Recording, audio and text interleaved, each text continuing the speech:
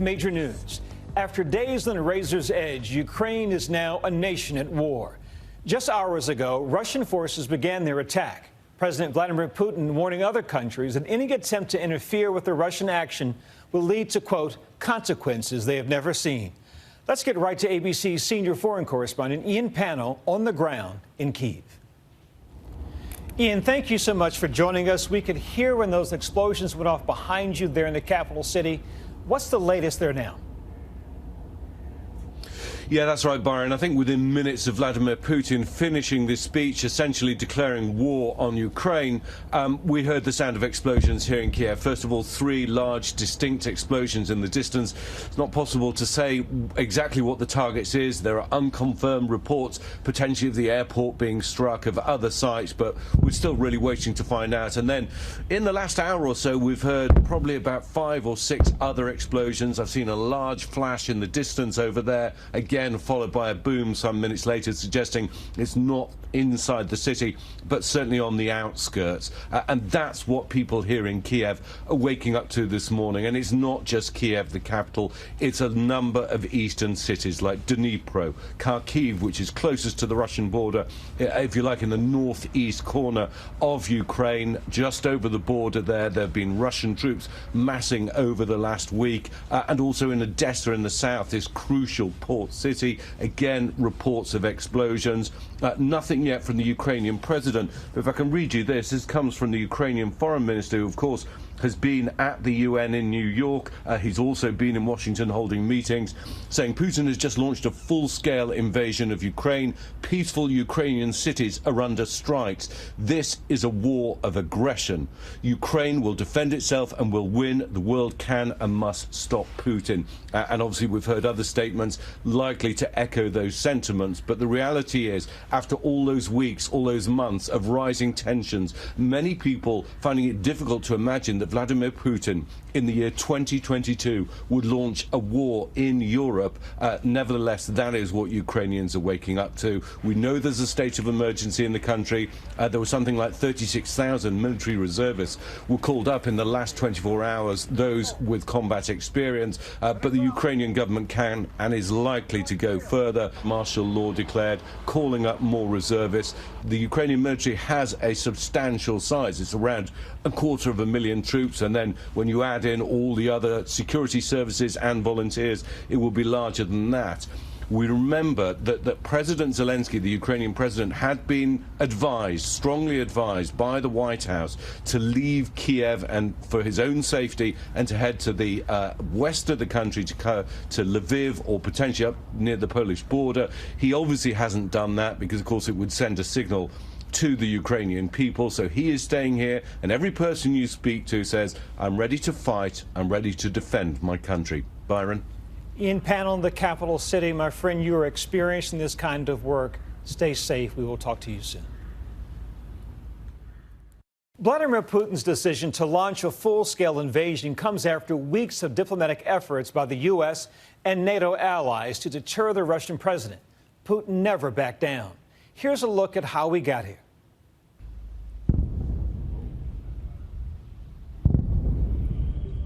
As explosions rang out in the capital city of Kyiv, Ukraine's ambassador to the UN with this stern message for Russia. There is no purgatory for war criminals. They go straight to hell, Ambassador. Until the moment Russian President Vladimir Putin took military action, the Ukrainians were pleading for peace. Earlier tonight, in a video address, Ukrainian President Zelensky saying he tried to call Putin but was met with silence. Putin's force, anything but. More than 150,000 Russian troops surrounding the country on multiple sides. For days, the U.S. and other NATO allies have taken steps to try to deter Putin from a full-scale invasion of Ukraine. Just today, President Biden announcing sanctions on the Nord Stream 2 gas pipeline and the corporations behind its construction. The move came after previously announcing sweeping economic sanctions on Russia. As Russia contemplates its next move, we have our next move prepared as well. Putin undeterred.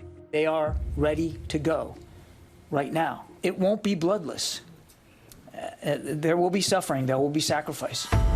Ukraine seeming to know how imminent full-scale invasion could be, declaring a state of emergency and President Zelensky activating members of the military reserve. You need the uniform, jacket. Dmytro Bulatov is one of those joining the fight. My colleague Ian Panho spoke with him as he prepared to report for duty. In morning, I wake up and call to the military office and said, okay, I'm ready. Tomorrow I will be in army. His wife anxious about his deployment, but Dmytro's sense of duty stands resolute. This is a big moment for Ukraine. Yes. This most important and historical moment. That's why we Ukrainians are ready to war. From our independence, for our families, for our future. To get further context and perspective, here's ABC's chief global affairs correspondent, Martha Raddatz, in western Ukraine. There was a moment about 24 hours ago where the administration thought Vladimir Putin could be deterred, but that moment passed. The administration has been predicting this invasion for weeks and laid out all the intelligence. They said they hoped they were wrong, but they are clearly right tonight. The invasion started exactly as the way they predicted, with cyber attacks, with electronic warfare, and then we saw those blasts around Kyiv. But several hours before this attack began, I got a message from a senior Pentagon official who said, "You are likely in the last few hours of peace on the European continent for a long time to come," adding, "Be careful." A very sobering message, but captures exactly what we are facing here in Ukraine, on the European continent, the most dangerous time, as they've said over and over at the Pentagon, since World War II. I am told by a senior U.S. official that Vladimir Putin is increasingly erratic, but he could not be deterred, that several of his senior aides were concerned about what he was doing, but he would not hear it. So this is something we are going to be watching day after day, but something that could be here, could last months and months and months. Our thanks to Martha. What happens next, and what is America's role? Joining me now, former Deputy Assistant Secretary of State and retired Marine Corps Colonel Steve Ganyard, and Elizabeth Newman, a former Homeland Security official. So, Steve, I'll start with you, if I may. Explosions have been heard in eastern Ukraine, but also outside of Kyiv. Is this the worst-case scenario? We'll have to wait till the sun comes up, Byron. We're hearing all sorts of reports from around the country, different cities being hit. We know that Kyiv, that the airport is under attack, and there's a fight going on right now with Russian special forces. So it's going to take the sun coming up and some time to figure out what's going on the ground. But it sure seems like the whole country is essentially under attack. Elizabeth, bringing you into the conversation, several Ukrainian government and bank websites fell victim to cyber attacks today, likely launched by Russia. What's the greater goal for Russia, to disrupt the country or instill fear? The cyber attacks are just one more element of the battle plan to bring chaos and cause confusion. The nature of the initial attacks were DDoS attacks. They weren't that sophisticated, not that big of a deal, but later this afternoon we learned that they had launched a malware attack, which basically renders the computers inoperable depending on which computers they target. That could be rather disruptive to command and control. And I expect we're likely to see more in the coming days. They do have the capability to take out infrastructure through cyber warfare, and that would, of course, cause a lot of confusion and chaos and disruption to the course of life. Is there any expectation, Elizabeth, that these attacks might spread to these cyber attacks might spread to the U.S. or any other place in Europe?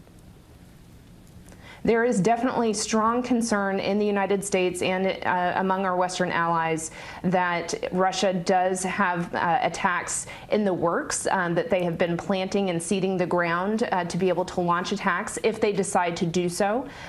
They may be holding their fire to see what the West does in response to this full-fledged invasion.